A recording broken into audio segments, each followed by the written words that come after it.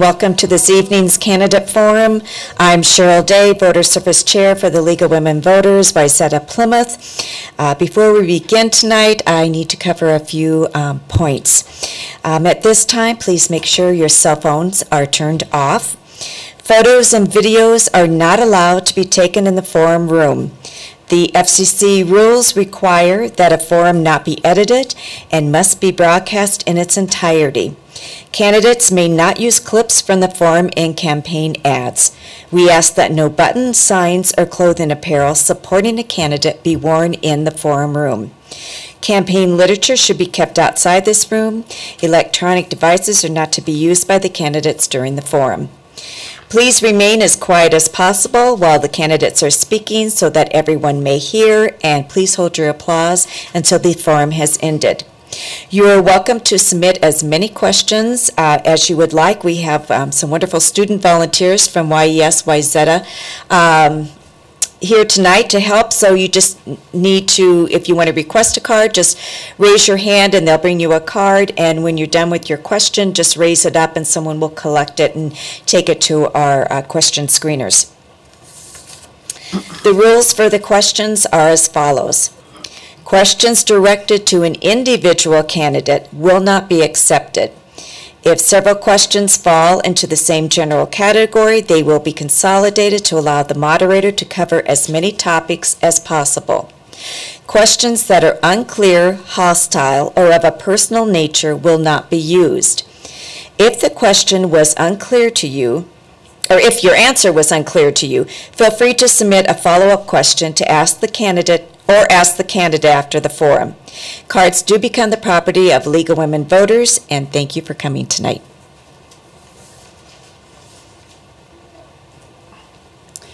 I'm Deborah Price, President of the Wayzata Plymouth Area League of Women Voters. Welcome to the candidate forum for Plymouth City Council Ward 4, which covers the northeast corner of Plymouth. 2 candidates have filed to fill the 4-year term for 1 council seat. This forum is made possible with the financial support of the Minnesota LWV Education Fund. The League of Women Voters is a nonpartisan volunteer organization at the local, state, and national level to educate and encourage citizens to participate in government.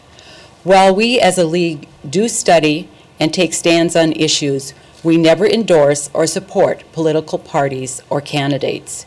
We do encourage our members as individuals, as we encourage each of you to become involved in your community and the political party of your choice. If you would like to have an impact on local, state, and national issues, please pick up membership material available tonight or visit lwvmn.org for more information about League. We welcome your membership. Tonight's moderator is Patricia Robles, a League of Women Voter member from Ward 3. Patricia? Good evening. I'm Patricia Robles, a member of the League of Women Voters, Wayzata, Plymouth, and your moderator for this evening. This forum is sponsored by the League of Women Voters, Wayzata, Plymouth area, and on behalf of the members of the League, I welcome you. The purpose of this forum this evening is to provide you with the opportunity to hear the candidates discuss face-to-face the issues that are important to you. The views expressed in this forum are those of the candidates, not those of the League of Women Voters. And the sponsorship of this debate is not an endorsement of any candidate. The League of Women Voters does not support or oppose any candidate or political parties. All viable candidates have been invited. This evening, the City of Plymouth Ward 4 Candidate Forum members are here. The rules for the forum this evening are as follows. Each candidate will be allowed an opening statement of 2 minutes to state his or her his experience, platforms, and objectives. A 15-second warning will be given before the total time has elapsed. Candidates, please finish your sentences quickly when you see the stop sign, or you will be interrupted. Opening statements will be given in alphabetical order, and the questions shall be answered in rotating order. The answers will be confined to 1 minute unless designated by the moderator. No reference of a personal nature will be tolerated. A person's public record may be examined, but not their character. These forums are made available to encourage the voting public to focus on the issues. We ask that there be no demonstrations of support or opposition to the candidates or their positions, and that all candidates be allowed their full time to get their point across. We will thank the candidates with applause at the end of the evening. The candidates to my left are Gary Goldetsky and Jim Prom. We will begin tonight's forum by calling on Gary Goldetsky to give his opening statement. Gary? I would like to thank the League of Women Voters for their coordination of this forum. I'd like you to review my website to better understand and evaluate my skill bank. I have donated over 1,000 volunteer hours to Plymouth over the years, and last year received a volunteer recognition award from Mayor Slavic. I'm a clinical psychologist at Courage Kenny Rehab Institute. My children graduated from 281 schools. I'm actively involved with Plymouth as a planning commissioner, a member of the police emergency response team, psychological advisor to Plymouth SWAT negotiators, and I chair Plymouth Beyond the Yellow Ribbon. I'm very proud that I've volunteered with the Plymouth Police on numerous occasions over the years. I'm honored by their trust and support for me to serve and partner with them. You may have seen the recent Channel 12 story and video about my leadership with Plymouth Beyond the Yellow Ribbon to assist a deployed service member. I respect the efforts of the city manager, department heads, and staffers that work hard for Plymouth.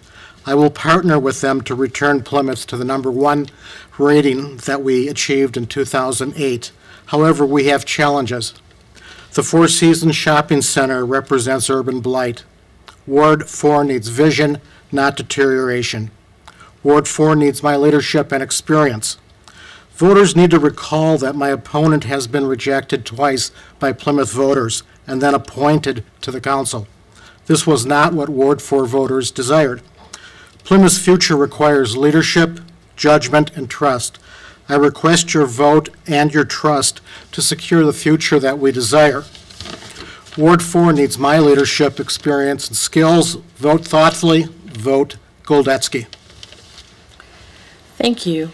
Jim Prom, your opening statement, please. Good evening. I thank the League of Women Voters for this important forum. As the father of 3 young women, I've impressed upon them the importance of civic duty and involvement.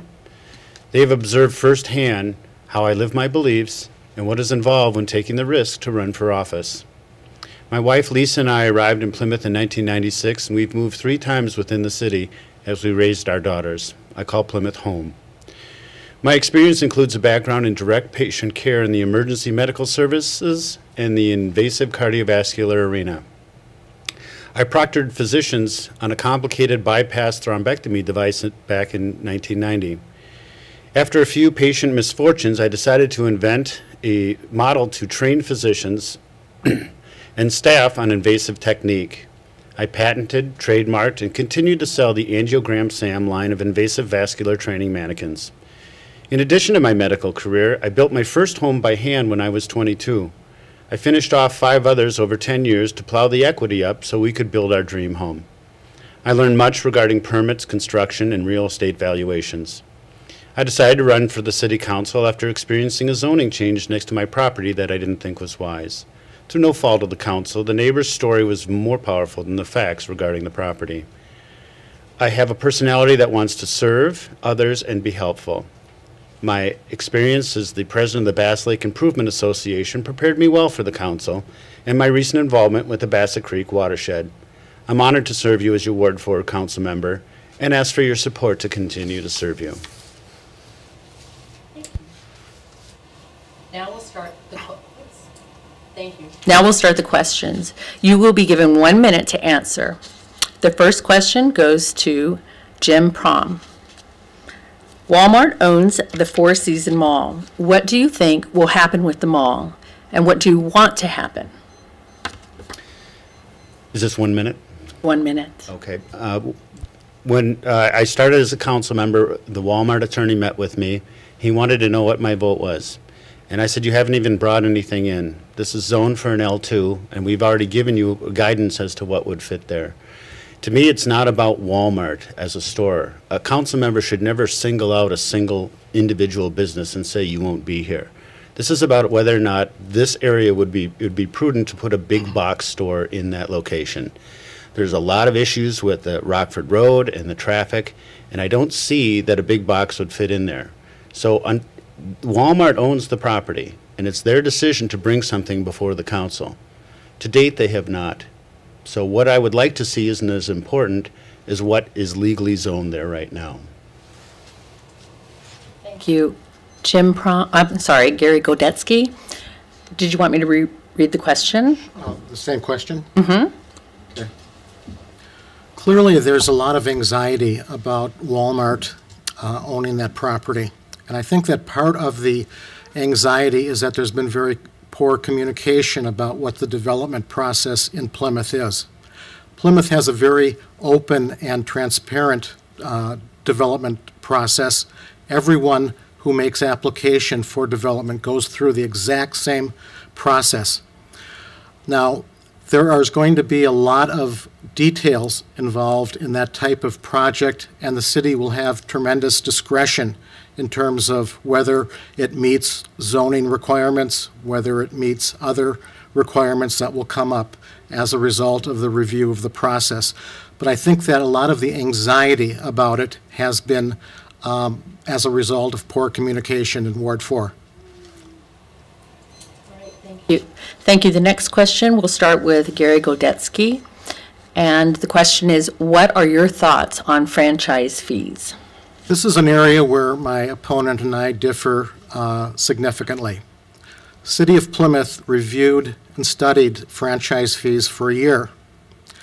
And in about January, they voted whether we were going to have franchise fees. Now, every member of the council voted for it because it provides $2 million a year, especially when Plymouth is slated for some shortfalls in funding our roads and transportation. Mr. Prom was the only candidate that resisted, refused, declined to vote for it. All the neighboring cities, St. Louis Park, Eden Prairie, Minnetonka, Hopkins, Golden Valley, studied it as Plymouth did and concurred that their cities needed this. Jim Prom, what are your thoughts on franchise fees? So, a franchise fee is a tax. You can call it a fee if you wish. When it was originally proposed to the council, the notion was that these franchise fees were going to pay for the bridge that's going to be going over Vicksburg. I asked whether or not it would be sunset, whether or not after the bridge is paid for, these fees would be discontinued. They will not be discontinued. There is not a sunset provision in there. And there's no transparency on whether or not the fees beyond that date, which is about 2018, will be used for roads, bridges, or other programs in the city. I felt that that was a lack of transparency. And when I see a lack of transparency, we said that we passed a 2% levy. Well, we did only because we passed the franchise fees. If we were truly transparent, we'd actually tell you that the combination of the both would be over 5%. But the unknown amount of what we're going to spend that for is the reason I voted against it. And I will continue to stand up Thank you. for what I think is right. The next question goes to Jim Prom first. What is your thinking on residents being able to have chickens, pigeons, and other wild birds raised in residential zoning areas? You know, Hamel is just to the west of us, and if you want to raise wild animals and chickens and have them, it can cause a lot of conflicts. Now, Plymouth has a belief that we add quality to life, and we want neighbors to get along well together. But you have to be consistent. You have to have standards in the macro and compassion in the micro. We're a complaint-based city. If somebody's raising chickens and their neighbors don't mind, we're not going to go knock on their door and tell them to get rid of them. But we have to have a standard. And so the standard is no. We're not going to have you raise chickens and pigeons and whatever kind of wild animals. And that is the standard, and I support that. Godetsky, what is your thinking on residents being able to have chickens, pigeons, or other wild birds raised in residential zoning areas? Okay, this goes against the policies of Plymouth. I'm a psychologist at Courage Kenny Rehab Institute. We deal with catastrophic injuries, and we have a lot of service dogs that assist patients every day at our facility. So I know that there are some people that have a tremendous connection and benefit with animals, and I understand why they want to have the pigeons and the chickens and what have you. But if we don't have a limit, we'll have crocodile people and we'll have all kinds of other problems that will come up with this. So right now, I think the city is very clear, and I actually agree with Mr. Prom that we can't have it. Thank you. The next question, we're just going to start with Gary Godetsky. The City Council essentially eliminated the Plymouth Human Rights Committee. Would you reinstate it? Why or why not? I really don't have a position on it. I think that many cities have had difficulties having the Civil Rights Commission understand their role and function. I'm certainly willing to listen to discussion and collaboration with my future colleagues on if there is interest to have the commission. Thank you. Thank you. Jim Prom? Plymouth is a great city with really good people, decent people, and we don't have any civil rights violations. And I don't think it's appropriate that we should create a commission to go looking for them. We're good people. It's unnecessary. All right, the next question, we'll start with Jim Prom. Describe how you would balance protecting open space and parks with increased development and affordable housing needs. Plymouth is blessed with a lot of parks. We're finishing the Greenway, and we have parks in pretty much every development that we have. Under the Met Council's guidance, this is one area where we have some disagreement on the council, because the Met Council constantly wants to create more density, and some of us on the council don't really see the appropriateness of that density and long-term the viability and the sustainability of those valuations. So we've done a great job. That's why we were voted #1 city in the country in 2008. So if we can keep with the consistent policies that we've had, we'll continue to have one of the best cities for parks and open spaces in the state. Gary Godetsky, describe how you would balance protecting open space and parks with increased development and affordable housing needs. Plymouth is a very green city, and we have so many recreational areas that are devoted to trails and honoring the outdoors. I think we have a lot of very good policies in place. For instance, in development, we use a clustering type of process often to make sure that there is a lot of green open space in the properties. We've been, I think, way ahead of the curve in terms of green building practices that foster that. We have wetland buffers. We insist on mapping all the natural habitat in areas that are going to be developed. So I think we're doing a tremendous job with it, and that our children and our grandchildren are going to have a very nice city, a green city to enjoy. Thank you. Our next question, we're going to start with Gary Godetsky. This is a little bit of a long question. So, 11 metro communities, Hennepin County and the state of Minnesota, have a complete streets policy and or a bike pedestrian plan. Instituting a complete street policy ensures that transportation planners and engineers consistently design and operate the entire roadway with all users in mind, including bicyclists, public transportation vehicles, riders, and pedestrians of all ages and abilities. Is Plymouth adequately providing for the needs of all resident transportation and safety now and with an eye towards the future? Should Plymouth adopt a complete streets policy? And if you believe Plymouth should not have a complete streets policy, please explain the basis for your reasoning. Okay. Our comprehensive plan is very clear in the transportation section that we want to conceptualize the transportation system as an integrated whole. And I think in many areas in the U.S., we're behind the curve in many respects in terms of achieving that type of process that was embedded in the question. But I think that even, for instance, bicyclists, in surveys that Plymouth has done, the experienced bicyclist can ride on the street, and the inexperienced bicyclist likes to have a more remote, protected area from other transportation. So this is an incredibly complex area that requires recreation staff, engineering, transportation staff, and I'm certainly willing to participate in that process as much as needed. Jim Prom, would you like me to reread that long question? I got it.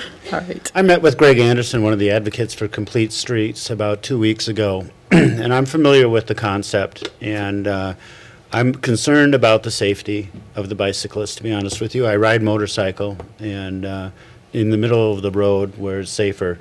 So I told Greg that if I'm reelected, then I will go to the Metro Cities study, or their session on complete streets, and learn everything I can about it. This may or may not work very well in Plymouth. We have wonderful trails, we have wonderful bikes. The mixing of the two on our roads, creates kind of a hazard, a safety hazard. So really, that's my biggest concern, is the safety of the cyclists as well as the motorists. Thank you. Next, Jim Prom, we're with you again. What is Plymouth doing? What should it do to combat climate change? Combat. How do we combat the climate? Really? I don't think we have to combat the climate. I think we have to deal with it. Ever since I was small, we've had winters where there's been heavy snow, and then we've had drought. The climate's always been changing since the beginning of time. What we have to learn to deal with is the cycles. The sunspot cycles create drought. They create heavy rains in different years. We're in a cycle now where we have heavy snows, and so how we're going to combat it is actually buy another snowplow or two and try to be able to continue to keep our roads as clear as they can. Efforts to minimize carbon dioxide, I think, are fruitless. Gary Goldetsky. Okay. Obviously, the weather is much more powerful than Plymouth. But with that said, I think that we have to support every environmental education opportunity so that children understand that everything they do has an effect on a part of nature, where everything is connected in some way. And if we lose sight of that, we're going to run into difficulty. Now, one of the areas, I'm on the Planning Commission, and a question that sometimes comes into play is that sometimes the engineering, water drainage and so on, is set up for climate that was in the past. And the engineers are not in agreement right now in terms of what this means in the future. So I think that our engineering staff is going to have to study this a little bit more.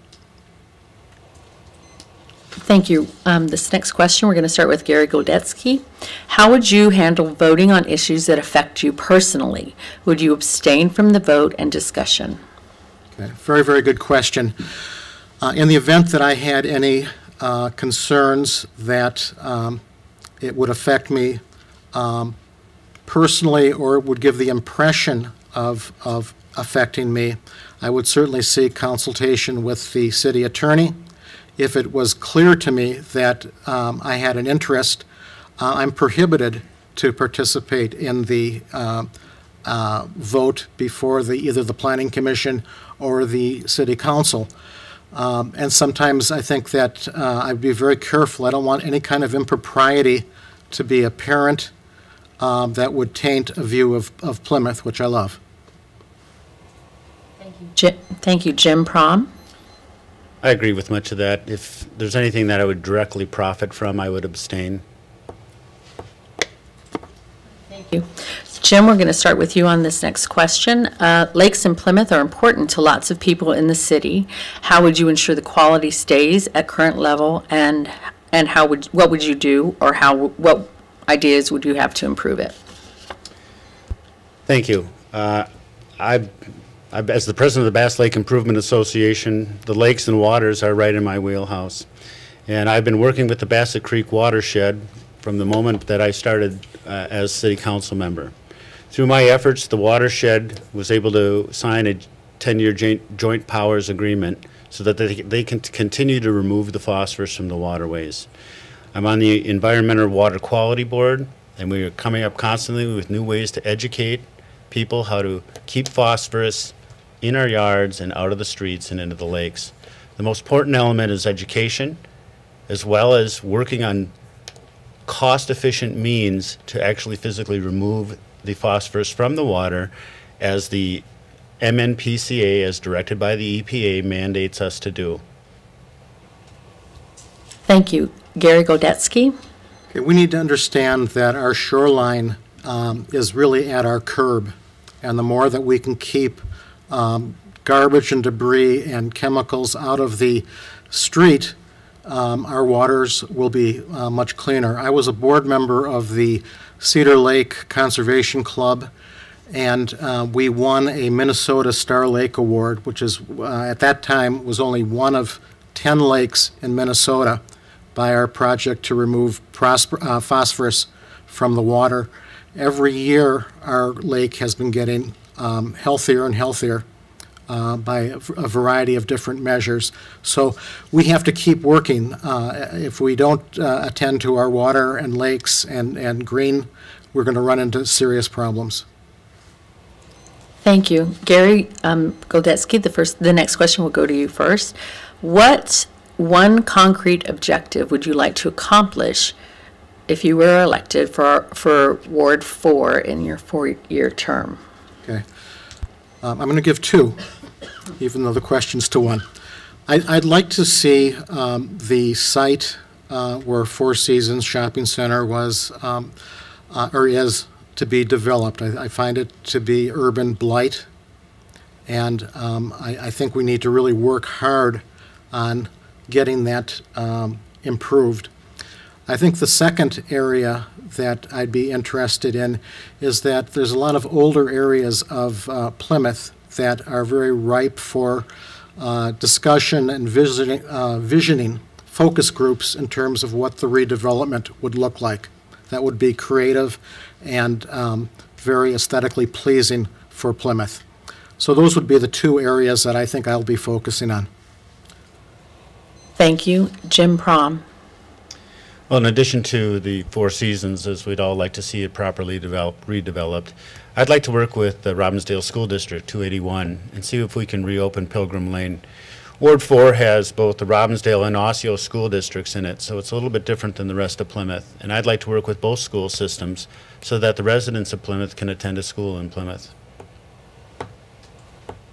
Thank you. The next question is, we'll start with Jim Prom.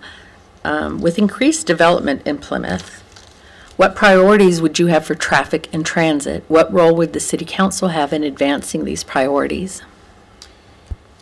With each redevelopment, and Four Seasons is a good example, we have to carefully look at the traffic patterns, especially when we're going to upzone something to zone it into a higher density.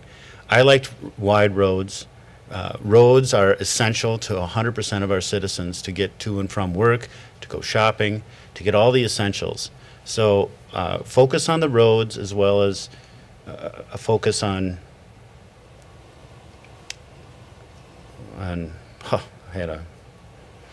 the roads essentially is what I'm, with redevelopment, I'm not in favor of high density. I mean, it's good in some circumstances, but you have to look at the site. Is it appropriate?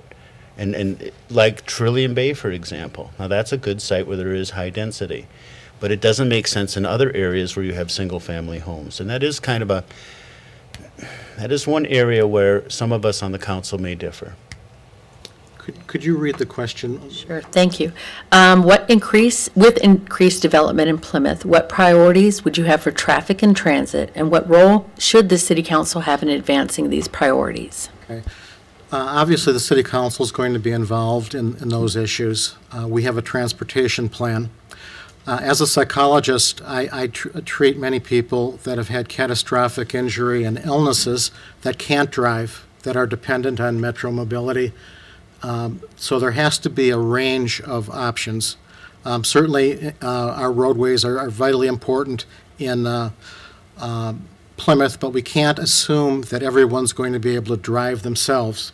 So there needs to be an integration of our transportation options.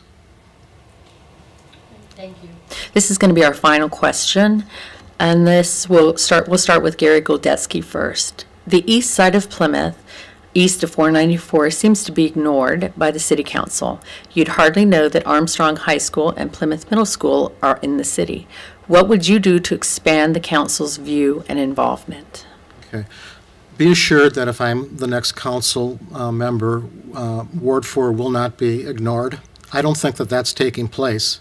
And actually, I think that as a city, we do better if we're very clear that the city is what we're interested in, and that each part is just a portion of the city.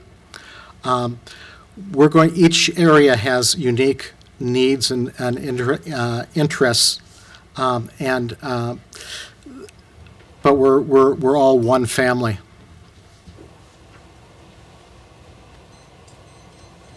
Thank you. One moment. This concludes. Would you like me to answer that question as well? Oh, yes, that would be good. Thank you so much. Would you like me to reread that? Why don't we? That'd be good. Okay. The east side of Plymouth seems to be ignored. East of 494 seems to be ignored by the city council. You'd hardly know that Armstrong High School and Plymouth Middle School are in the city. What would you do to expand the council's view and involvement? Thank you for that question.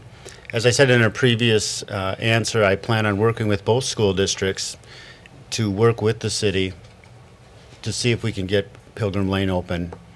I have a good working relationship with the other council members and have been endorsed by Councilmember Willis and Councilmember Judy Johnson. Councilmember Willis is at large, so involving the at-large members, including the two new members, Marge Beard and Ned Carroll, will be important for getting Ward 4 back in so it doesn't feel like it's left out.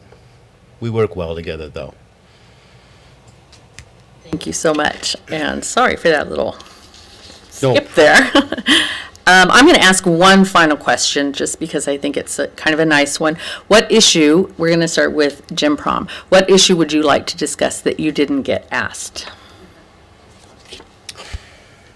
You know, there isn't a lot of issues in Plymouth. They're really good people, and as a council member, you just have to be spontaneous and you have to go with whatever comes up. So one of the issues that just came up was the streetlight issue. This is just an example where Wright Hennepin kind of came in and decided everyone wanted streetlights. Well, the city of Plymouth got an award for the Dark Sky Award last year, and the phone went off the hook, and I got calls from this side over here saying, we do not want a streetlight, and we certainly don't want to pay for it. And this side said, well, we absolutely want a streetlight. So I had to go back and explain to those who wanted the streetlight that there's an ordinance. You have to get approval, a signed approval of the 4 members around the streetlight if you want a streetlight. So thankfully the residents called me and I was able to go door to door and get the ones who wanted the streetlights, 5 streetlights, to have them, and the ones that didn't. So the issues like that are very common in Ward 4. And as your council member, that's how I'll handle them. And Gary Goldetsky. Yeah, I think that we can take great pride in how much of a powerhouse, financial powerhouse Plymouth has become. We just recently had a review from the city manager, and we are the 4th most powerhouse city in Minnesota, next to St. Paul, Minneapolis, and Bloomington, and that we are generating $6 billion of sales.